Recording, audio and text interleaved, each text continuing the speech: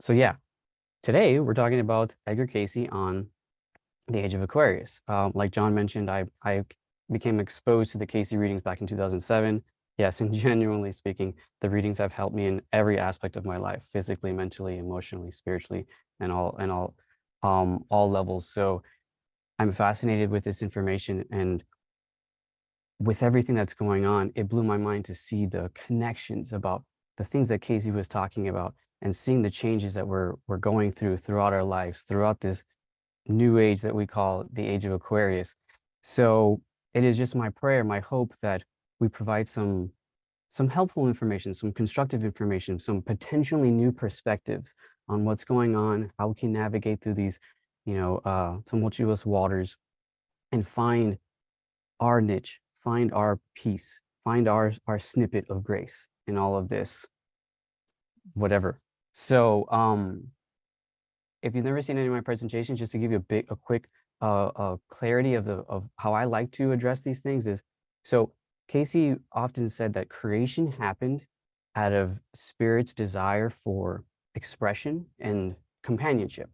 So expression being a desire to create, a desire to create art, a desire to create beauty. But from that, there was the essence of, well, what's the purpose of creating anything if there's nothing to share it with? What's the purpose of all this love and beauty if I've got no one to share it with? Companionship. So I like to take that principle and bring it to heart. So when I put presentations together, I grab like snippets of Cayce readings, and I try to create this personal space so that it's like us in the readings. So, all right.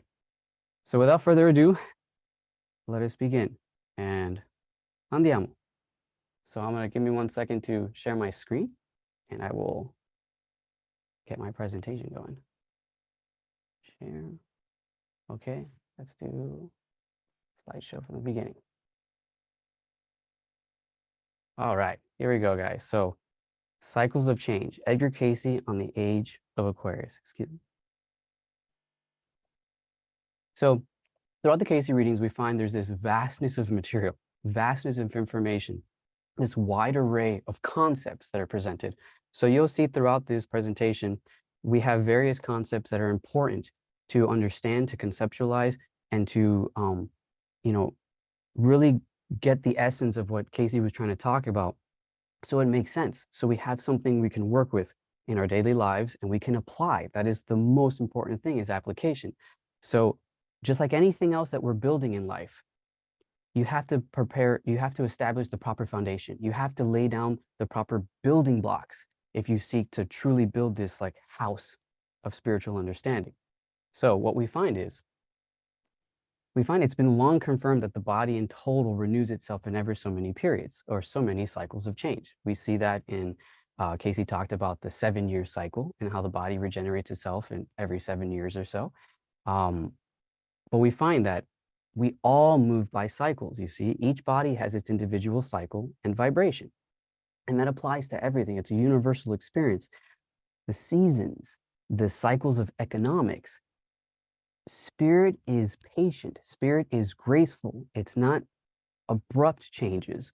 The abrupt changes may come from one day to the next, but it was building over a long period of time. It's so important to recognize those principles of gradual change, cycles of change. So what we find with different ages, like what we're talking about now, the Age of Aquarius, what's happening is, the earth is rotating around the light. It rotates at a constant rate, gracefully, patiently. But what happens throughout its cycles of change is that it gradually shifts its axis. So it gradually shifts its position, its relationship with the light, its relationship with the constellations. And in those movements, it then changes its proportions to certain constellations like Aquarius or Pisces and stuff like that. That's what we're talking about. And Cayce referred to, pole shifts so often as part of the natural change throughout the earth, which then, stimulates, it creates huge, huge environmental changes. But also, we're seeing that now on the gradual degree. I mean, I think it was in 2021, I was looking at an article on the weather.com, And they mentioned about, yeah, we're noticing a slight pole shift. It's not anything new. It's just, it's new to us because we're living in this lifetime. So it, like I said, it stimulates it. It creates an impetus for certain changes, but these are cycles. So remember, the purpose for each soul's entrance is to complete a cycle and to get closer to the infinite. Now, what he means by completing a cycle is there's an important concept called planetary sojourns. And the way the Cayce readings explained it was in between physical lives, all right? When the body passes, it ceases to be. The soul remains. The essence of our spirit remains. And as we see in physical life, there are schools, there are universities.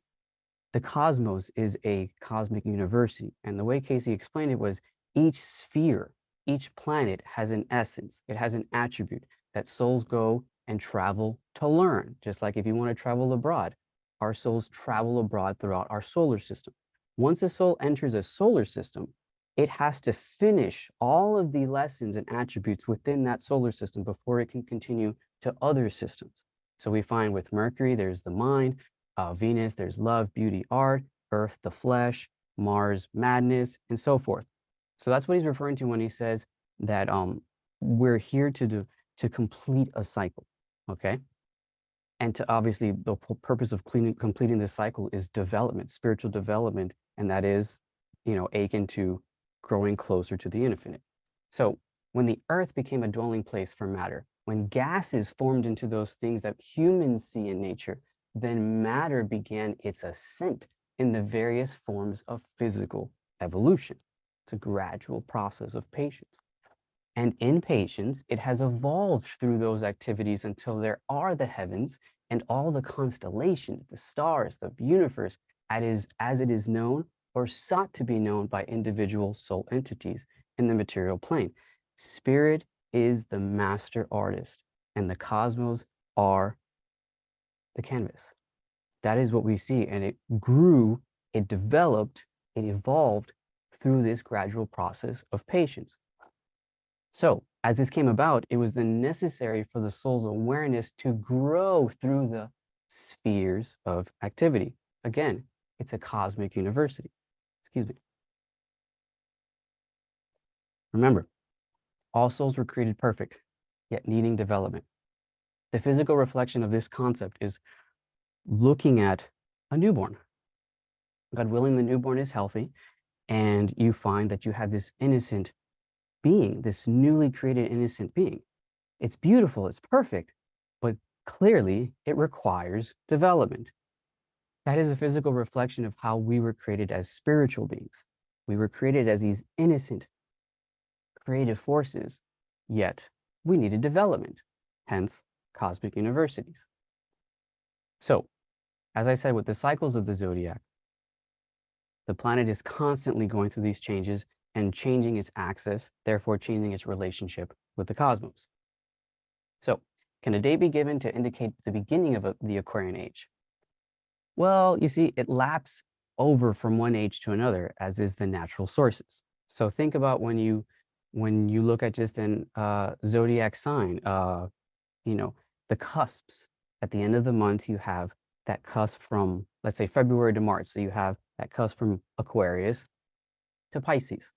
That's what he's referring to, that even the ages that we go through. So it's roughly about every 2,200 years, you have this change of this age, and it laps from one to another. It's a gradual growing into each other. It's a gradual overlapping, okay? So, but it has been indicated, we will begin to understand fully in 98. To clarify, in another section of this reading, he did specify 1998, but then they asked again for some other information, and he wasn't just going to keep saying 1998. So Cayce just said 98. So that's what he's referring to, that we had this overlapping, okay, this cusp from the age of Pisces and into the age of Aquarius. So the zodiac signs go from Aries to Pisces, but apparently these ages then kind of go backwards. It's almost like counterclockwise. You have Pisces and then Aquarius. And he's saying in 1998, there was this catalyst, or there would be this catalyst, because obviously Cayce passed away in 1945. there was this catalyst in 1998 where this change was really starting to become more solidified. So we have to then talk about, where did we come from? We came from the Piscean Age.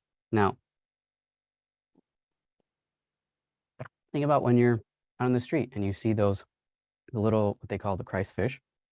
Yeah, a lot of times people refer to that as what I think it's called the ichthys, where it's a Greek word where the early Christians used this symbol of the fish to symbolize that they were Christians, because it was like almost like, that wasn't a secret society, but it was a esoteric society, because they were highly condemned.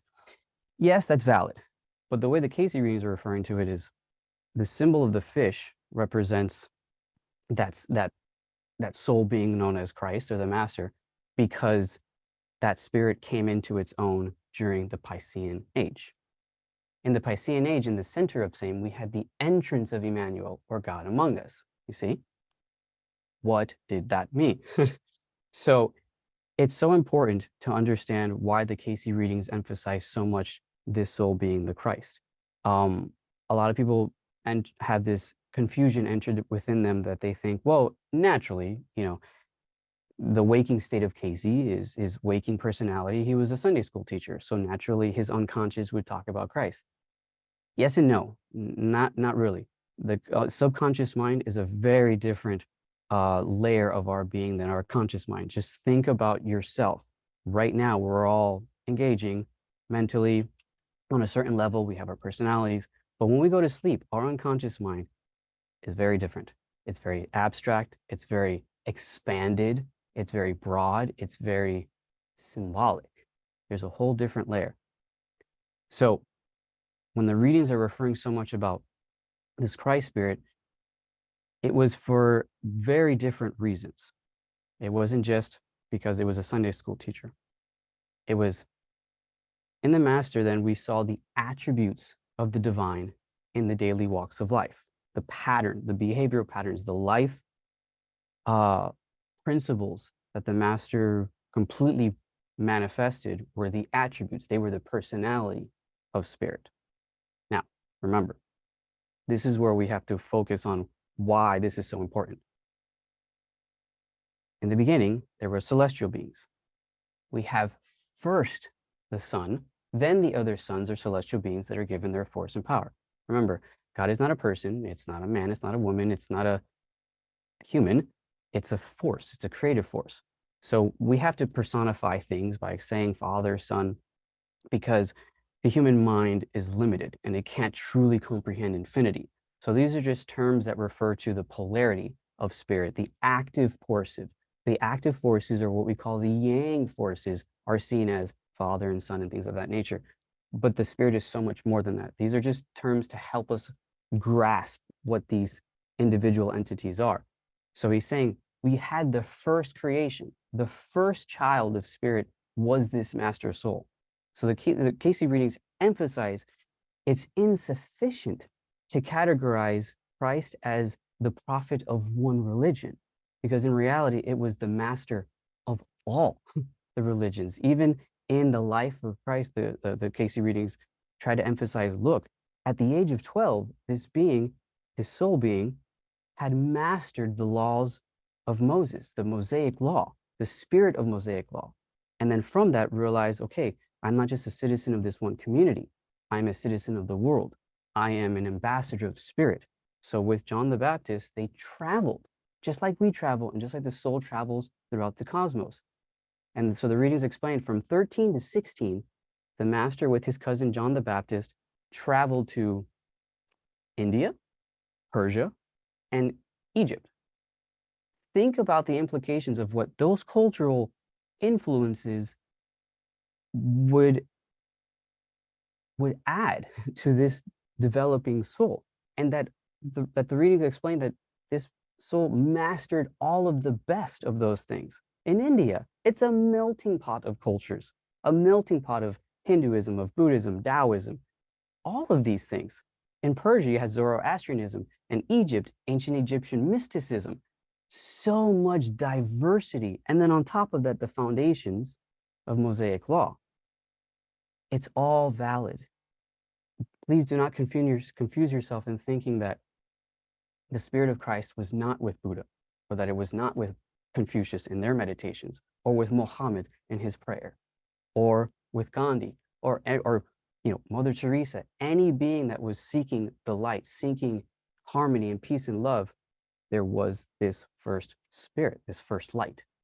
So yeah, that's the establishment of why the Cayce readings overall emphasize this. And it was saying after 30-something, I think 33 incarnations, this master soul then was fully living at one with spirit. So when others saw this individual, they couldn't distinguish a human from God. It was the same. It wasn't, the master wasn't God. It was a creation, but the attributes of the Father were there. The attributes of spirit were there. So there was no distinction. It was a complete oneness. So that's what we're referring to. So remember, all of us were created in the beginning and are finding our way back to whence they came. But the readings just said, just look at the master more as an elder brother. So here we go. The age of Aquarius, all right? What will the Aquarian age mean to humanity as it regards to physical, mental, and spiritual development? Well, the readings say, all right, McFly, you're going to have to change that question, because do you really think we can answer that in one word? These will be as growths. There's going to be a lot of change. So you have to look at a very important concept that you find in the readings. Know first that the knowledge of God is a growing thing, for you grow in grace, in knowledge, in understanding, as you apply that which you know. Knowledge is power, but knowledge without the practical ability to apply it becomes detrimental. If the life application in the experience of an individual is made towards constructiveness, towards helpfulness, the experience grows and grows. Even these karmic experiences we always talk about, there really is no good or bad karma. It's just karma. It's just for every action, there is a reaction. So if you're not content with the quality of the cosmic responses you see or the reactions you see, focus on the quality of your actions. There is always helpfulness and growth that is available to us. There's an opportunity constantly.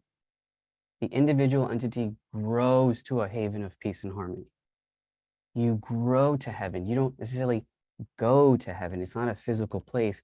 It's within the mind. You're either building heavenly mindsets, which in turn manifests as heavenly experiences, or a hellish mindset, which then manifests as disturbing experiences. It is within our own conscious that we grow there. That inner plant, for the kingdom of heaven is within us, within us. We grow in grace by applying grace and mercy, and we grow in understanding as we try to understand. For it is the try, my friends, the attempt, that is the righteousness of humanity. To unfortunately contrast our good little green wise friend Yoda, where it was once said, do or do not, there is no try. The readings are saying, no, sorry, buddy. It is actually the try that matters most. Because think about it, you're in a world with others. It's not only your will that's being influenced in a conversation. There's colors all around you, vibrations all around you, wills all around you. You try your best. You may not succeed in accomplishing whatever you're accomplishing, whether it's applying the fruits of the spirit or a project, whatever. It's about trying your best. Spirit doesn't expect perfection. It's merely hoping that we just try our best, because through the attempts, practice makes perfect. And as you use that which you know, there is given the more and more light to know from whence you came and whither you go. The more you gain knowledge and the more you apply it, the more will be given to you. Because if you keep, if you're blessed with all this knowledge and you're not using any of it, well, at some point, you're going to close that door within your mind, because you're not going to be meeting spirit in the middle. It's a companionship. It's not an arranged marriage with spirit.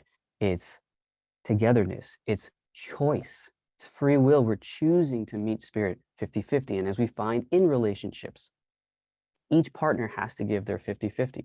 It can't just be 80-20. You can with alkaline acid diets, but not people. That the foundations of the relationship will crumble if there isn't that give and take. So now we find a very interesting concept. Is the Aquarian age described as the age of the lily, the age of the water lily, the age of the lotus flower? And why? Now, we all have seen how symbolic the lotus flower is in the East. So for it to say that the Aquarian age can be described as the age of the lotus flower, that's pretty powerful. Why is that so? The purity. Only the purity, only the pure of heart, only the pure of intentions, as it represents, will be able to comprehend or understand that awareness that is before those who seek the way. So what does that mean? For though the world may only see the blossom, the final result of the lotus, the muck must have been gone through to have attained that blossom. The muck of life, my friends. For that cleanliness is so akin to godliness, and that is which lives on and on. It's a little here, a little there, line upon line, precept upon precept, principle upon principle, patiently, gracefully, which makes for that growth such as the lily unfolding itself in the muck, in the mire or swamp of doubt and fear and materiality. Yet it raises its face to its maker, to its God, and breathes out that which makes for the growing of divine consciousness in even the hearts of all, for we are all inspired by such beauty. But even the lotus flower had to go through the muck in order to attain that. We have to go through the muck of life to attain our inner blossom. We have to go through the swamp of doubt, fear, worry, anxieties, and be cleansed of those things to find our true blossom. To the toils or struggles that come with same, then may the entity find a greater outlet, for it loves and appreciates beauty. Consider the color, my friends, the beauty of the lotus as it grows from its ugly muck, or the shrinking violet as it sends out its color, its odor to enrich even the very heart of the divine. It's beautiful that these manifestations of spirit return that appreciation in its very being, in its beautiful essence, is so inspiring. It's just like creating a beautiful painting and just humbly marveling like, wow, this came out amazing. Or you write this song and you're just marveling at, wow, that melody is so beautiful. Spirit is marveling at its creation, not just in nature, with us as well. We have to earn that blush. So as the flower uses same in giving thanks to its maker for the opportunity to glorify the creative forces, or that which we call God, or giving glory to the creator. So is life, my friends. So is every phase of that would be accomplished in a physical, a mental, or a spiritual life. Even when you look at things like long suffering, this muck of life, the things that we all suffer, be mindful of your mental attitudes towards it. The readings are saying there is beauty in all of it. It's an opportunity. Long suffering provides you with that opportunity to grow further in faith and in patience. So you find that there is indeed beauty in long suffering. Her name is Patience, and her nickname is Grace. So only those who seek become aware of that which is the motivative force of any condition, phase, or just stage of development in the spiritual, in the mental, or the material. Spirit is the life force of everything, and only those who seek it become aware of it. We may not fully be able to understand all of it in its infinity, but we can sense it, we can feel it, we can become aware of its presence. There's a lot we can learn. And so humanity in like manner, with the worries, with the troubles, with the heartaches, the disappointments, it may draw closer and closer to the divine, knowing that this may be done as it was done through the master. You can find the beauty in it if you just look at it from that bird's eye perspective. There is always growth through our experiences if we are truly meeting spirit 50-50 and applying that positive mental attitude as much as possible. So in these experiences, may we find that manner in which it may give to others an appreciation of so much beauty, so much loveliness as that which may come from the muck and the mud. Be that candle. Light that darkness in someone else's path by helping them see the beauty in nature and how it reflects the potential beauty that we can manifest by replicating what nature does, even through long suffering, the growth that comes from such things, and helping others to learn what we've learned, sharing that, gain knowledge, apply it, and share it. That brings wisdom. My friends, you are the lotus flower. It's symbolic. You are the blossoming rose. But my friends, you can't rush a rose in bloom. Patience, patience. The lotus flower gradually grows through the muck. It's not abrupt. Spirit doesn't make things change abruptly. It's a graceful process. So then we find with that concept of the lotus, there's a polarity to it.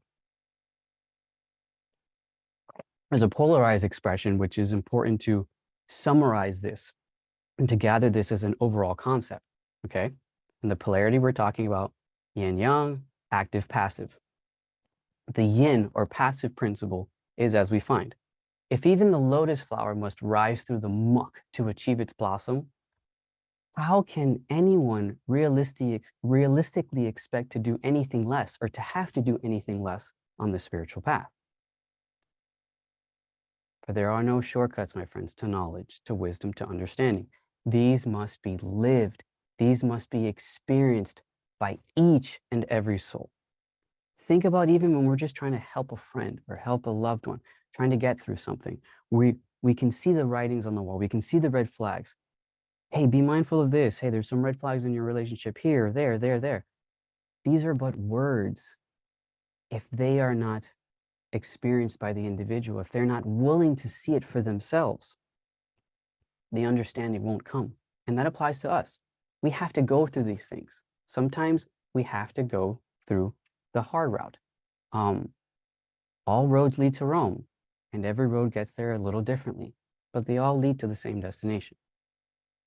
Now, the yang or active principle is, as we find, guys, if the lotus flower can do it, well, so can we. The path isn't impossible. It's doable. I mean, it's not easy.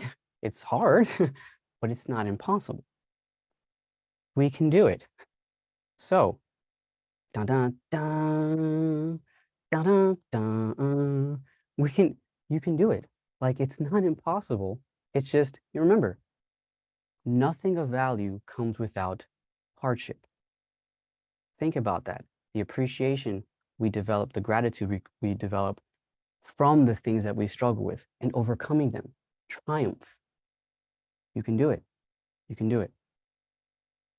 So keep your face, my friends. Keep your face to the light, and the shadows will fall farther, farther behind. Keep your face to the light as the lotus flower does, as it rises through the muck in order to break the surface of the water and embrace the light, which the light allows the opportunity for the growth and the blossom. Keep your face to the light, and the muck will dissipate.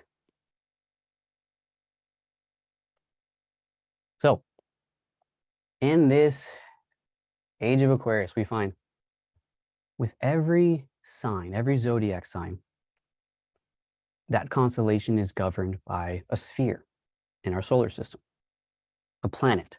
And as we found, with each planet, there is an attribute, there is a lesson, there are influences, okay? So Aquarius is governed by the planet Uranus. Now, there was some fascinating information given by the sleeping Cayce, referring to the influences of Uranus. So as we go into it, I want you to just take a quick second to just think about what you're observing in the world. Be that scientist. Observe. Observe what you're finding in the environment. Observe what you're finding in the political range, in the socio-economical range, in personalities. And then observe that in Uranus, we find the extremes. Guys, is this really any coincidence? Extreme, polarized politics, polarized environmental conditions. I mean, I visited Virginia Beach back in February, and when we flew in, it was like, what, 67 degrees. It was warm and lovely. And then the following day, it was 48. And I'm sorry, if, Celsius is more the method in Canada. Sorry, just work with the best we got. But my point is that extreme change, and then it went back to 67. These influences are unconscious. We're feeling the undercurrents in all of this, and we're finding extremes everywhere. So what did the Cayce reading say? Thus, the entity in the spiritual, in the mental, and in the material things finds periods when it is as high as the mountaintops, and again, as low in the depths of despair. Those of exceptional abilities with Uranian influence may be well said to also mean exceptional abilities to err or to make error, spiritual error, or to be led astray or to be highly impressionable in the direction not best for self or self-development. When I was little, when I was a kid, that was my life. I was highly impressionable. I had no sense of self-identity. So I was picking up influences from my friends, from my brother, just looking up to everybody else instead of focusing on my true identity. And that's what the readings, and in my charts, I find that I have a lot of influences from Uranus. This makes total sense. Those back and forth, those tug of wars within self, you see it all around us.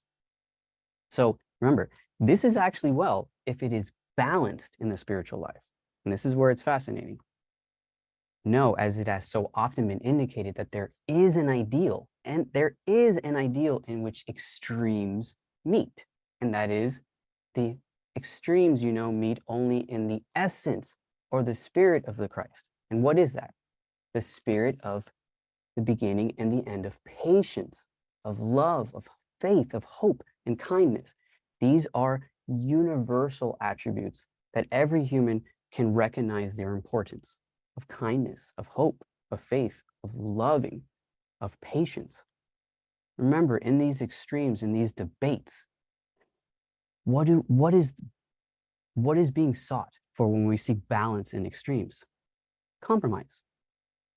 Compromising of two sides. But how do we find compromise? How do we achieve a compromise? Each individual has to be patient with the other.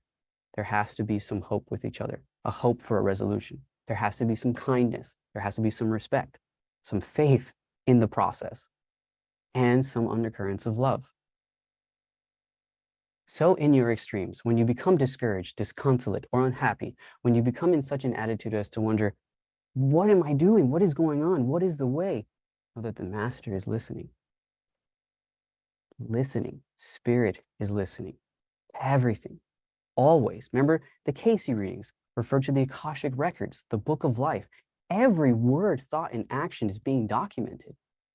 But it's not for like this dictatorial presence. It's just, no, everything is being listened to.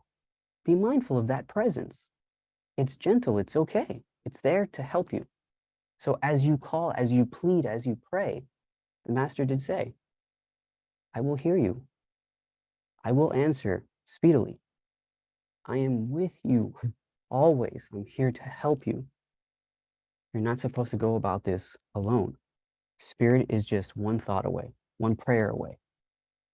Just be mindful of it. Just make that effort in that one moment. Catch yourself. So when the troubles and the doubts and fears arise, and if you only trust alone in the deceitfulness of the material things, the lack of foundations, the lack of spiritual foundations, well, naturally, this may only bring disappointments and fears and heartaches because spirit is the life force. Matter isn't the life force. Matter is the final result. So then so live, so act that you are ready, my friends, that you are expecting that divine presence daily. For what do we find? Those that expect nothing, no divine presence, well, to be sure, they're not going to be disappointed because they're not going to find anything. But those that expect much, if you live it, if you live the path, if you apply yourself and you use that which is in hand day by day, the opportunities that we're given day by day, use it, apply it, you shall be full to running over, an overflowing of water. Think of the water bearer as an Aquarius, overflowing with water, the element of life. So a quick snippet of information I want to provide is this is more so that I'm praying that it gives someone clarity. So the readings did talk a great deal about numerology, but in this world, in this context of the age of Aquarius, there's one number that stands out above all things. No one ever really asked Cayce if what numbers represent each planet, but as I've dug in and I've meditated on it and just sought out a lot of research, my intuition is that Uranus is represented by the number 13. And this is what Cayce said about the number 13, which is fascinating. 13 indicates that opportunities are constantly presenting themselves, and they must be weighed in the balance of that which is set within the mental self as a standard from the moral, the material, and the spiritual aspects of the entity's activities. What we're just trying to say here is that if you're finding yourself constantly juggling these days, juggling a million things, going in a million different directions, opportunities there, just overflowing with things, and you're struggling to find your balance, guys, it's okay. Like, you are clearly not the only one. This is happening everywhere. Everywhere. This is a global experience. This is a spiritual experience, not just one person's issue to find their balance. Everyone is trying to find that balance. There's a lot moving, a lot. It's like a body of water that just has all these salt deposits that have just been sitting there. And then a storm just comes in, 2020 comes in and just blows it all out. All that flowing energy, all that flowing current is now stirring up all of that sediment, all of that salt, all of that muck. And as we find in healing, when we're trying to heal ourselves, sometimes we have a healing crisis when we're trying to cleanse and even doing, hydrotherapy and things of that nature. We stir up all these toxins within the body. Well, now they're flowing everywhere, and now they need to be eliminated. They need to be purified, the purity as it represents. So another fascinating concept is the psychic forces. So in earnest, we find the extremes, of course, and also the interest in the occult, mysticism, esotericism, or the mystical and the like. However, this is well if it is balanced in the spiritual nature, not of an ism or a cult, but of the truth that is expressed in spirit or in the master. So what that means is the Uranian influences make for also the intuitive influences and the abilities for the development in the very psychic forces of the entity. That is fascinating. That we're saying here in this age of Aquarius for the next 2,200 years, there's going to be this prompting of these opportunities to grow in psychic abilities. Remember, psychic is of the soul, of the inner self, and is innate within each individual. And all of that is being stirred up, this capacity. Think about when Cayce would always say, whenever you're going to meditate, make sure you take care of the body, because as you stimulate these endocrine glands, these chakras, this kundalini spirit, if you're not working on trying to find equilibrium within yourself, balance and harmony, those energies are not going to know where to go. They're not going to be directed properly. So it's actually going to cause more harm than good. So just be mindful of those things. Mind, body, and spirit. All things have to be accounted for and have to be taken care of. So what is the highest possible psychic realization that we can find? Easy. That spirit speaks directly to humanity, even as the master has promised. Intuition, my friends, your intuition. is so powerful. It is a direct connection with your own higher self. And through your cultivating of your intuition, cultivating that inner relationship. Remember, all things were created out of a desire for companionship. So as we build a better relationship with our inner self, we are at the same time building a greater relationship with spirit. It's a relationship. And as that happens, we build better qualities of relationships with others around us. Why do you think most of our experiences are dominated by relationships? Because that's what's in our spiritual DNA. We were created from a desire for relationships. So everything is going to be dominated by interpersonal relations. So spirit is saying, I'm speaking directly to you. Now, whether you hear me or not is a different story, but I'm there. I'm speaking to you. I'm trying to help you. But you have to be willing to seek my response. Listen to within yourself. I am there. So during the Aquarian Age, there will come the full awareness of the ability to converse or communicate with, or to be aware of the relationships to the creative forces, or that which we call God, and the uses of sane in material environments. This is profoundly important to realize, as we mentioned with the psychic forces, that this ability, this opportunity to develop a closer, clearer communication with spirit is upon us. The opportunity is before us. Now, if we're failing to communicate amongst each other, well, where do you think that's going to leave us when we're trying to speak to spirit? Be mindful of these things. The quality of our relationships with others is a reflection of our quality relationship with spirits. As we're trying to develop a closer relationship with spirit, our relationships with others is naturally going to change. So that's why it's important to seek that inner peace and harmony, to be mindful of those disturbances, the dissonant relationships and things of that nature, because we're trying to seek that stillness, that silence, that grace, which obviously is really hard in these times. There's so much noise.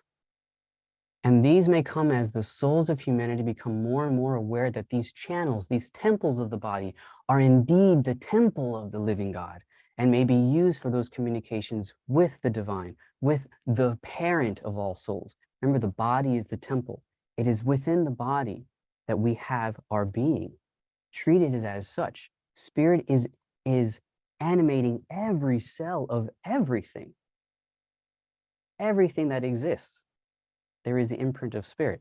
If you seek its face, you will find its trail of breadcrumbs. The body needs to be taken care of. It needs to be seen as a sacred vessel, because it is. So, will the psychic phenomena ever, or within, let's say 50 years, be accepted and provable on directly scientific measurements, that is, on meters or instruments in mathematics? And if it's not going to be possible, why not? Answer, buddy, you did it. Like, you've done this before. You've measured this before. You used it correctly, even though the whole world was against you. Would you do it again?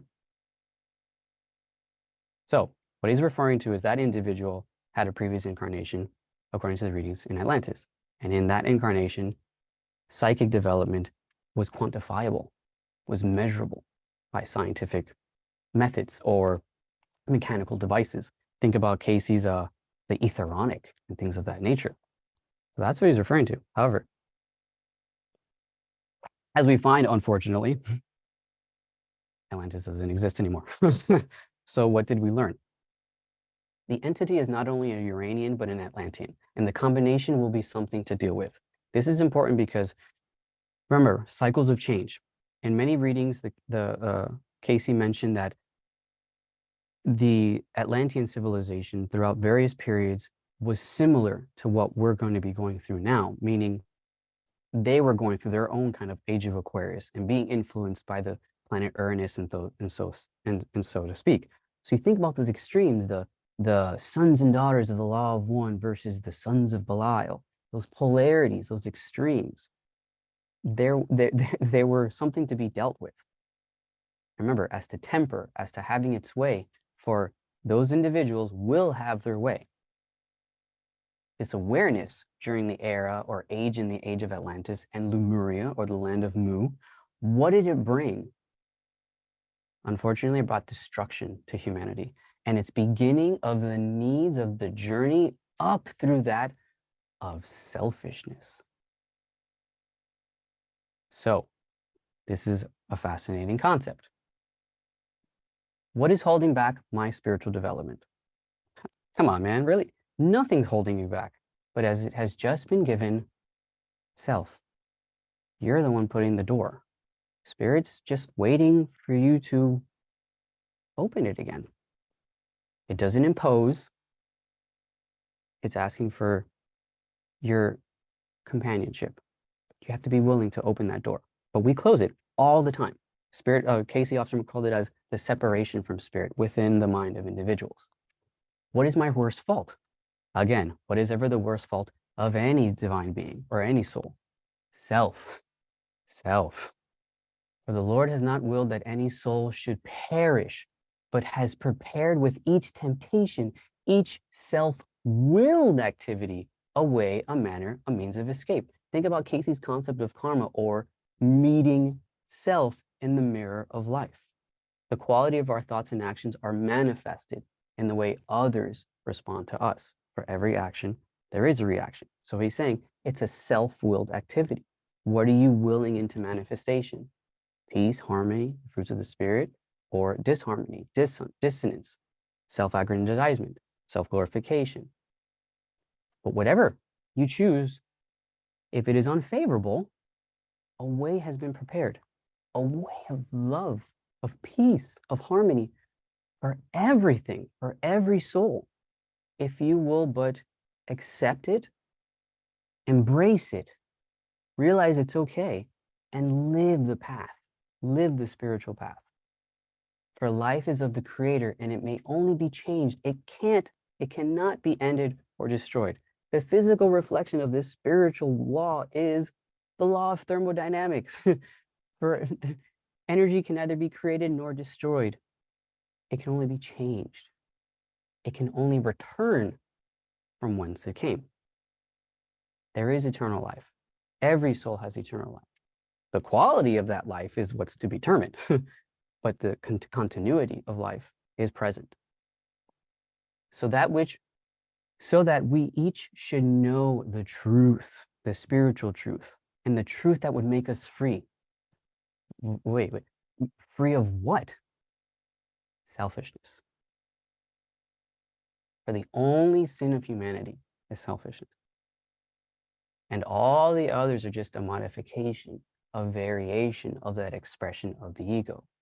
Think about the Romans, the Greeks, the East, the ego. Subduing the ego is such a prevalent principle. It's really the only true struggle that we really have spiritually, according to the readings. Because so close is the ego, the little I am, to the great I am that I am. So close is that relationship that you can get confused. Is this my intellect or my intuition?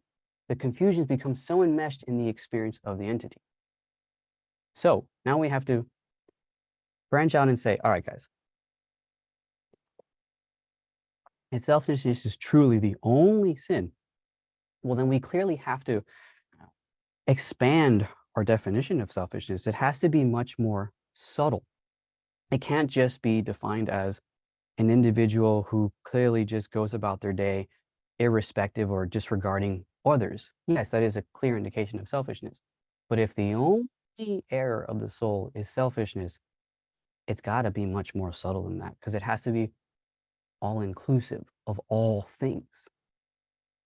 So, as it has so well been said, do not let your heart be troubled. You believe in the divine. You believe in the divine. Then believe in that closeness with which you may walk with the master of all ascended masters. You may walk hand in hand. But as the master has said, if you open the door, I'm there for you, buddy. I will enter. Ask and you shall receive. Seek it and you will find it. Knock. And the door isn't going to be shut in front of you. It shall be opened unto you. But here we go. But when there is considered only self, self-anxieties, self-fears, self-doubts, self-hurts, self-disappointments. These forms of selfishness cause the closing of that freedom or mental door with which the master may enter and speak with you. Think about the heart, the valves of the heart, the opening and closing. This is symbolic of the spiritual process. Think about when we're overcome with worry, for example. When we're so stuck in the trouble, in the challenge, and then for a split second, you catch yourself. Because you remember, why worry when you can pray? Worry less, pray more. But you realize you catch yourself because you separated your mind in the moment from your awareness of spirit, that spirit is there to help you, because you got lost in worry.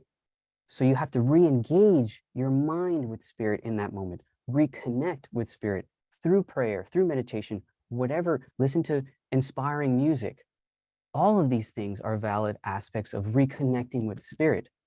But as we found, the original experience was we got lost in our own trouble.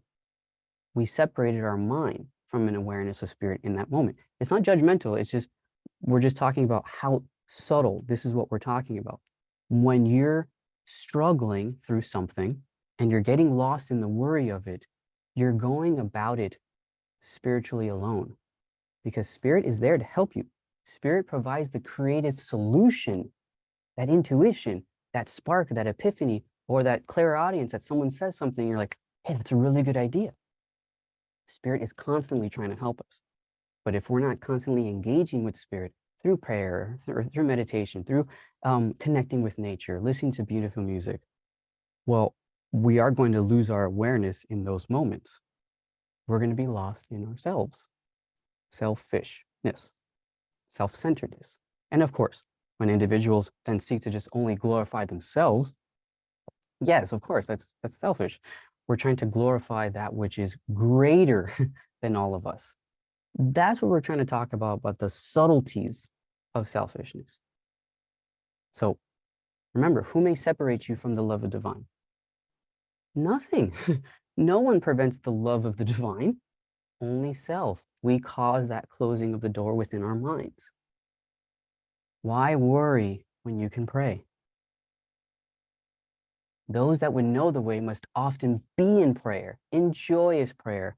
Avoid those prayers of desperation. Be more joyful, because spirit is there. Like the reading said, expect help and help will come. But if you're pleading and worried that help might come, you're not having faith that it will come, you're not really truly expecting it to come, well, then you're selling yourself short. You're selling the pattern. You're selling spirit short, because you're not giving it the full benefit of the doubt that nothing can limit spirit and spirit's love. It is limitless. It created everything. So just be grateful. Plead as if it's already done, as we say, and so it is. For all prayers answered, my friends, but please don't cloud the prayer with specifics, with micromanagement, with ego. Don't tell God how to answer it. Just pray and leave it alone. Don't say, oh, please give me this. Leave it humble prayer, and leave the results ever with the divine in their own good time, as the divine sees fit. Not my will, but thine. For they must develop step by step. Give spirit the benefit of the doubt, always. That's what you really find when you read, for example, like the book of Job. Whatever's happening, keep your faith strong in the sands of faith. Keep your feet planted in the sands of faith.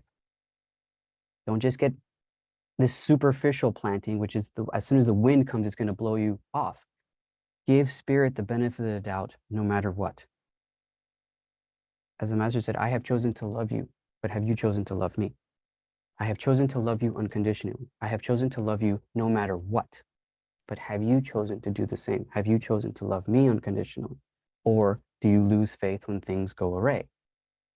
Give spirit the benefit of the doubt, always. This is just a speck of the soul's experience. We're going through every planet in the solar system, and we're going through the Earth multiple times. This is just a speck of an experience. Keep it in the proper context. Keep it in proper perspective.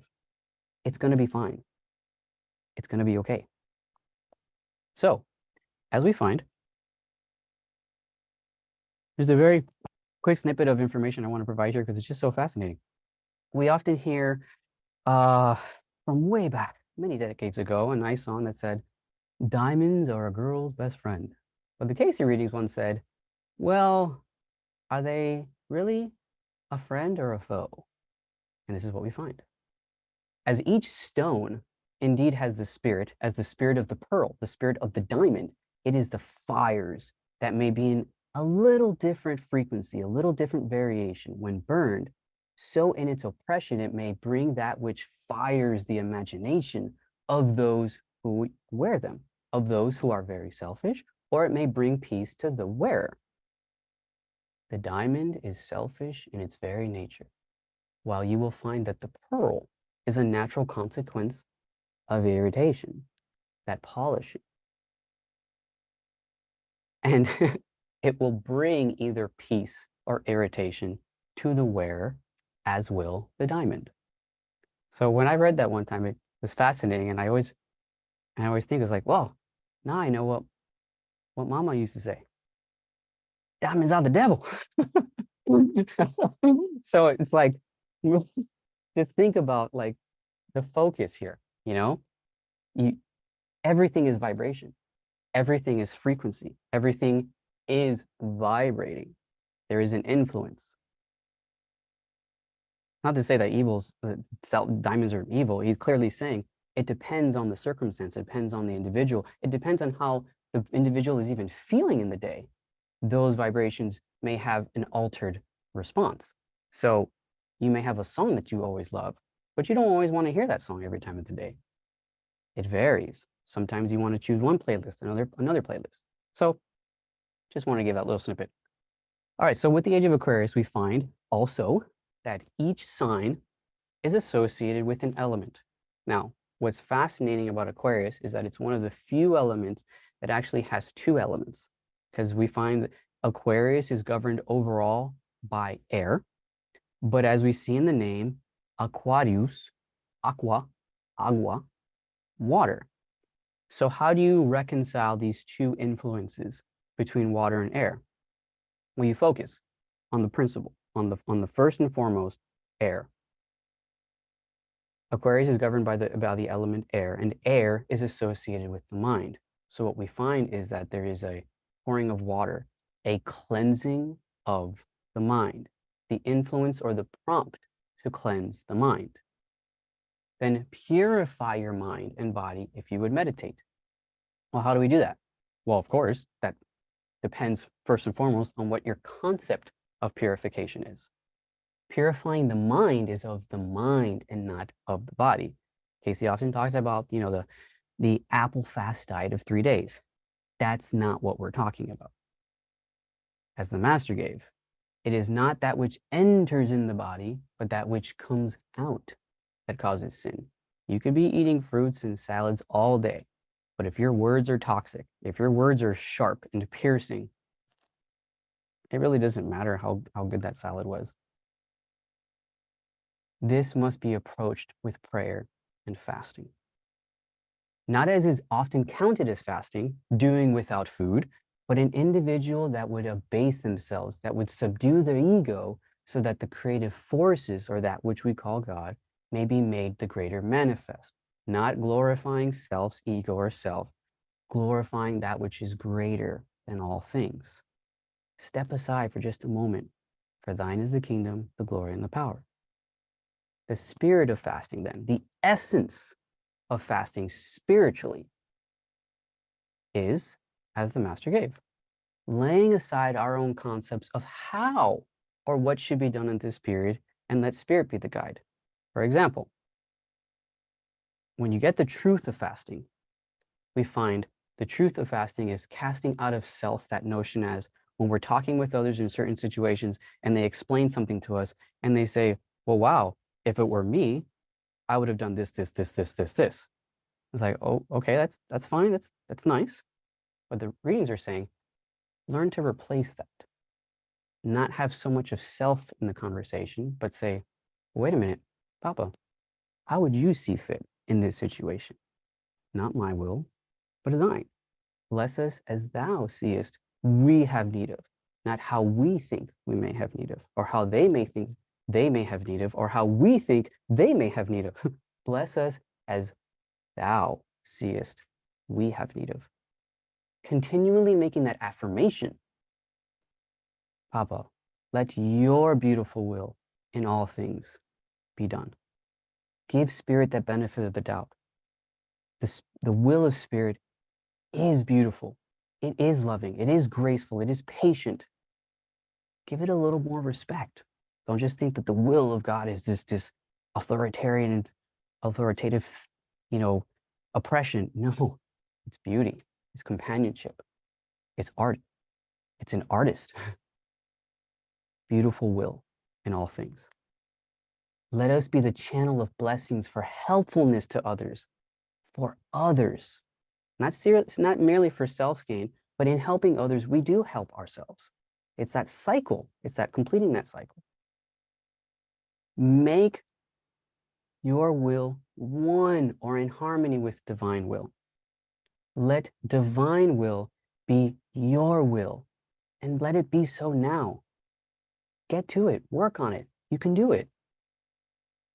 In this manner of consecration of self's abilities, in service to the Lord, in service to the divine, may there come that joy, that inner peace in that service. And so humanity in its concepts, in its understandings, in its wisdom of the divine, purifies itself here a little, there a little, patiently, gradually. So in summary, we find spiritual fasting, or the spirit of fasting, is the process of seeking to purge self of self. Think about how the readings would say, lift the veil. Let not so much your outside personality be what shines, but let your inner self permeate through like that cheesecloth. Your soul is the cheese. The body is the mesh. Let more of spirit kind of drip through. Lift that veil. Purifying ourselves of an unhealthy ego, or removing the cloak of selfishness. So, how do we do that exactly? How do we overcome this one grand error, the potential, the temptation of this error? How may it be overcome? Well, to be sure, in realizing the most important experience of this or any individual entity is to first know what is the ideal spiritually.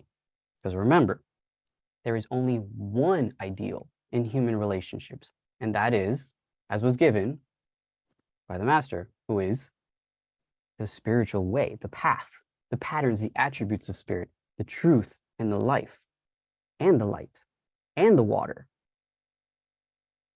Just love the divine with all your heart, your mind, your body, and your neighbor as an extension of yourself. Show that unconditional love with all your being to everything and everyone to the best of your capacity. That is the whole law, the whole thing. Everything comes down to that. Even when we give karma such a bad name, we always think of bad karma. No, it's just for every action, there's a reaction. There was a law placed in place for an opportunity to grow from our imperfections. Law is love. It is of love. It came from love, as love is the law. This is all of it. Simplify your life. Focus on that. So how do you do that?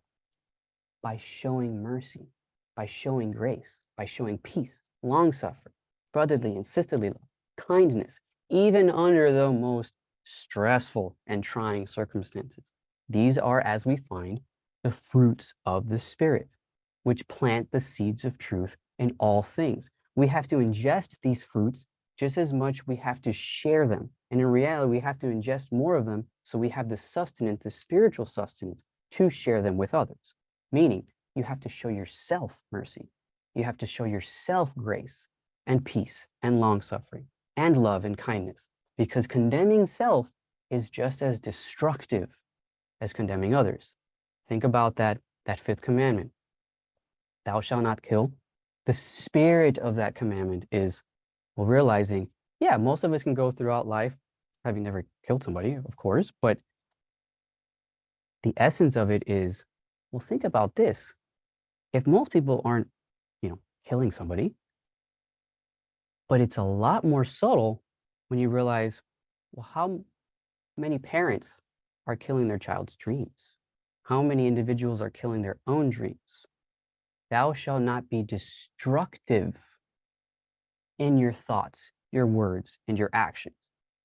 That blows the concept completely in an expansive mode. Don't be destructive. You have to show yourself just as much patience as you do someone else. You have to ingest these fruits just as much as you try to share these fruits. And by applying these attributes, you are manifesting the personality of spirit, which was manifested as the personality of the master. And you see in Buddha, and you see aspects in Confucius, in Muhammad, in Moses. It was all there. These are universal attributes. These are snippets of the whole. Everyone can recognize the importance of this. This is why this is a universal experience and the universal ideal. So balance. This doesn't mean being goody-goody, but genuinely honest with yourself and others. Be angry, my friends, but do not sin. There is a place for anger. For those who are never mad are worth little. But those who are angry and do not control their anger are also of little worth. Disliking that which produces such a disturbing feeling within ourselves. Don't condone it. Acknowledge it. Yet still being able to love the individual, seek to find that which is still lovable in that individual, of the one that causes or produces such a disturbing state of feeling. Remember, as the reading said, there is great good, the potential for great good in the worst of us, and the potential for great bad in the best of us. Therefore, it is not appropriate to be seeking faults with each other. Those who are free of error may cast the first stone. And you find this everywhere. There is an addiction to finding fault these days. There is an addiction to condemning others, to criticizing others, because individuals are losing their patience with each other. Not condoning, not agreeing, but focus more on letting your own life so shine that others, seeing your patience, knowing your understanding, comprehending your peace, seeing your light, they may take hope from that beautiful, beautiful whisk that burns within you. Be that example as to the best of your capacity. The individual that may control self in anger is the beginning of the individual that may control self in anger is beginning the first lessons or laws of any spiritual experience. And what is that? It's patience, my friends. It's love and hope and meekness and pureness of heart. The meek shall inherit the earth, and the pure of heart shall see the divine. These are not words, these are promises. And as we find in this age of Aquarius, we have the opportunity to fulfill these promises, to develop that closer relationship to spirit, to develop that closer conversation and communication with spirit. And these are the ways we do that in the quality of our thoughts, words, and actions towards ourselves and towards others, because spirit is manifested in all things. So even when we pray to spirit, let it be a peaceful, a beautiful, a patient prayer. Then even as the master showed, we have to lose ourselves. We have to subdue the ego in service, in helping others. Submerge yourself as the spirit of baptism. Submerge yourself in the water of life. Submerge yourself in the love of the divine. Don't drown in your ego. For those that would be the greatest among us, let them be the servants of all, not the individual who pouts like the Pharaoh and seeks for others to be their servant.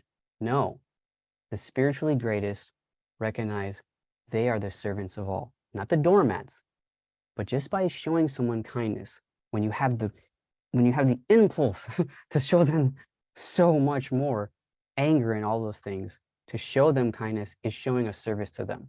It's showing to a respect that they have a free will, their disturbances are allowed, but you're not going to contribute to that.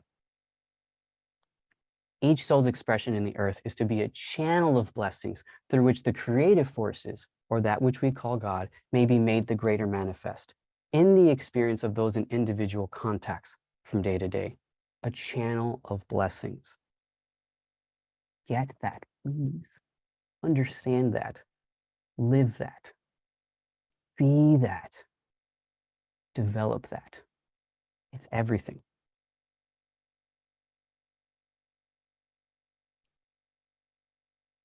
So, I don't often like to talk about the earth changes that are talked in the Cayce readings, because let's just be frank, a lot of them aren't necessarily positive earth changes. But just to give a little snippet, I find it pertinent. I find it relevant as a symbol of Aquarius. Because of course you have things that were talked about. For example, there was the potential for China to eventually be the cradle of Christianity, or the relationship between Russia and US may be a beacon of hope for other nations. Yes, you have those things, those potentials. But remember, spiritual, psychic prophecy, the physical reflection of same is genetic disposition. There is seeing by these individuals a tendency, and it is up to the wills of individuals to manifest those things. Do we see those things happening anytime soon? Unfortunately not, but it's a tendency. It can be changed at any given moment if the wills of humanity are in line with these things. But when you talk about earth changes, for example, the one aspect I do want to talk about, because yeah, you had things like the greater portion of Europe will be changed in a blink of an eye. It's like, we don't need to talk about that. What we do need to talk about is water. Think about the symbolism here.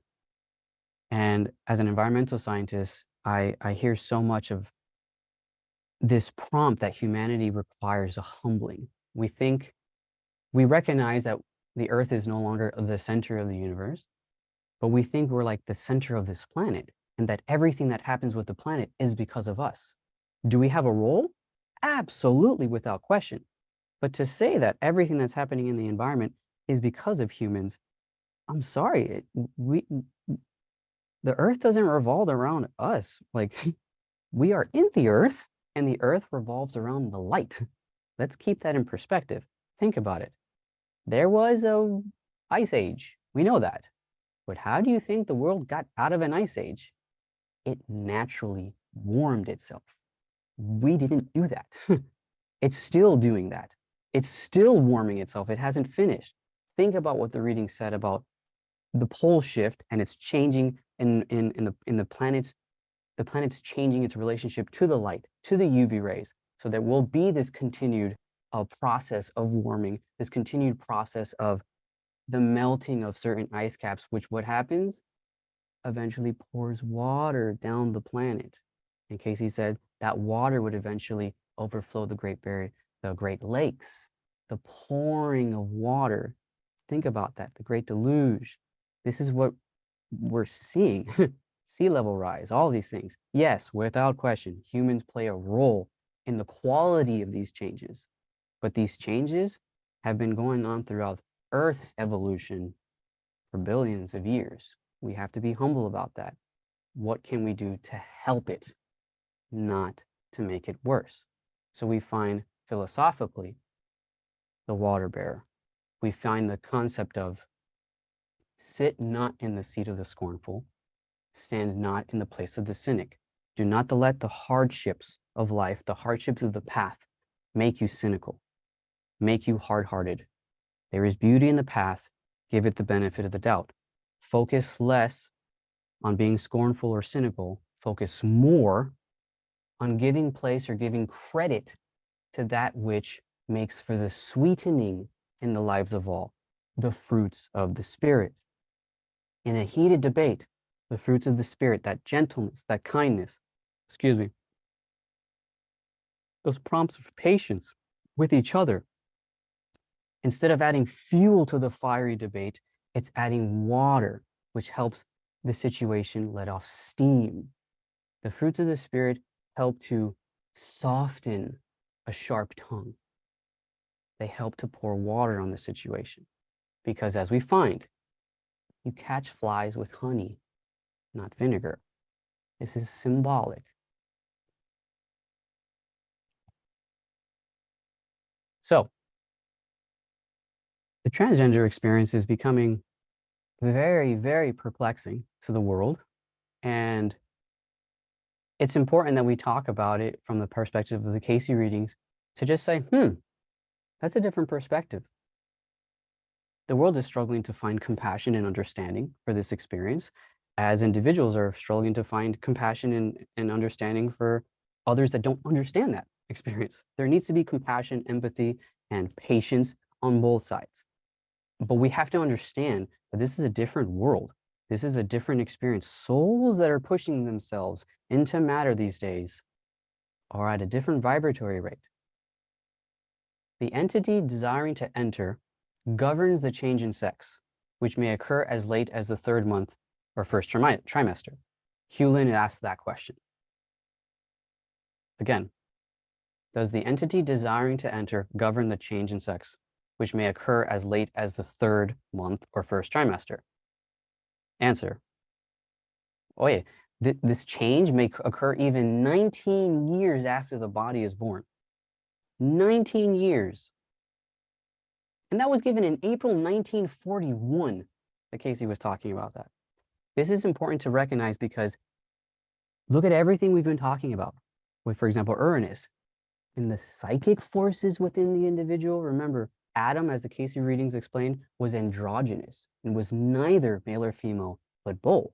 But then Spirit sought to provide a companion to Adam. So the cells were divided. It was mitosis, it was meiosis, it was complete separation. There wasn't a taking out of the rib, so there's one dominant force of the other. It was an equal separation. Souls are dualistic. God is not a person, it's not a man, it's not a woman, it's not a human. Humans personify these things. Humans were having metaphysical experiences and sought to understand the good forces, so they called it God. And then they recognized, well, there's these darker evil forces, so they called it the devil. But it's the same thing. Add an O to God and you got good. Take out the D in devil and you've got evil. It's personifications of forces. The Spirit is a vapor. It is not necessarily one or the other. It manifests into a limited body, but that interaction can change. Just as it has been indicated regarding spirit communication or psychic phenomena or soul expression. Humanity, in its search for those things, have found that which is outside of itself for the satisfying of self, when only that which is within may answer to the influences without to produce the more harmonious forces. When an individual doesn't identify with a certain gender, most people have a hard time grasping that because of what they see on the outside. They're not recognizing what's happening within. This is a psychic experience. And when an individual doesn't identify with a certain gender and seeks to change that gender, humanity doesn't have the spiritual understanding yet or the psychic development to realize this isn't meant to be changed outwardly. It has to come from within. It has to come from the spiritual forces, the psychic forces within the individual. Adam was separated from the psychic forces, not from an operation. I'm not condemning, we're not there yet. It's a step in the right direction, just like we find with energy. Electric energy is not perfect yet. It's a step in the right direction, but the infrastructure is not there yet. We still require further development. That's why it's important for us to be a little bit more merciful with each other, a little more patient. There's a lot of things moving. The muck has been spread and dispersed everywhere. We have to take it easy with each other to allow these things to settle and be cleansed and purified, to let the channels, the canals, the streams be purified of all this sediment. These in the present, then, individuals who talk about the psychic forces, they do not justly, or it is not justified for them to call it merely science. Remember, science is merely the observation of the environment and then formulating theories to explain what's being observed. That's what science is. Spiritual science is observing our metaphysical experiences and forming a theory to explain what we experience metaphysically. Spiritual science is recognizing you can study creation to better understand the creator. You can study nature to better understand the creator. That's not science versus spirituality. It's not heaven and hell versus reincarnation. It's not evolution versus creationist. It's all of it. All of it actually plays an important role. It's abstract, it's symbolic, it's artistic. You have to embrace all of it as snippets, as puzzle pieces of the whole puzzle. So now, we have a series of messages that we found in the readings that are so important to embrace. The messages for all nations, a snippet of it, of course, we find are those problems which have brought about the upheavals and the wars and the distrust and the jealousy, the hate existing today. These are the result of humanity finding that which is greater than itself. It's forgetting what is greater than itself, and that which truly represents humanity's sincere attempt to worship, to honor, and to glorify a living divine essence. Cayce often said that when people were so just out of sorts with everything that was going on with World War II, you know, the readings were talking about this back then. And he would say, you know, this was never necessarily supposed to happen. This was the result of free will. Like, there were supposed to be beacons of hope, beacons of life, but the leaders of nations excluded God from their conversations. They became too dense-minded, too stuck in the material, and they forgot that which created the material, that which is greater than all things. As the Cayce readings once said, matter then is not the parent of spirit, but the offspring. Spirit is the life force of all things. It is the mind that builds experiences, and from those experiences, the material exists. It is a material it is a solidifying, it is a crystallization of the relationship between the spirit and the mind. So, this may only be done in the manner in which individual states, nations, and others treat each other. For as you do unto others, you do unto the divine.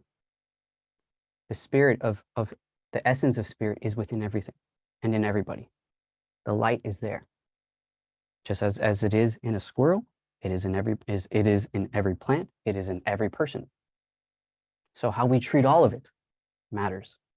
How we think about it, how we act upon it matters, because it is vibratory. For every action, there is a reaction. And when those activities are such as to dishonor your neighbor, to belittle, to condemn, and to find fault, then humanity dishonors that which created it. And it brings all of those forms of disturbances that exist in the world today. Cayce rarely talked about hell, for example, but said much more disturbances. He referred to these things as disturbances, disharmonies. It is a guitar that is playing completely out of tune, and it is just so dissonant. It's like nails on a chalkboard. Peace must begin within self before there may be peace in the household, peace in your heart, in your vicinity, in your state or nation. That doesn't mean that because you're seeking the spiritual path and the peaceful path, that everything around you is going to magically become peaceful. No, it's going to improve your quality of response to the disturbances. You become much more even keel. You don't react on impulse as much. You have much more composure spiritually. So then we find it's amazing how some people refer to the New Age as this like derogatory term, but it's just really just trying to say, hey, we're in a new age. You know, life exploded in 2020.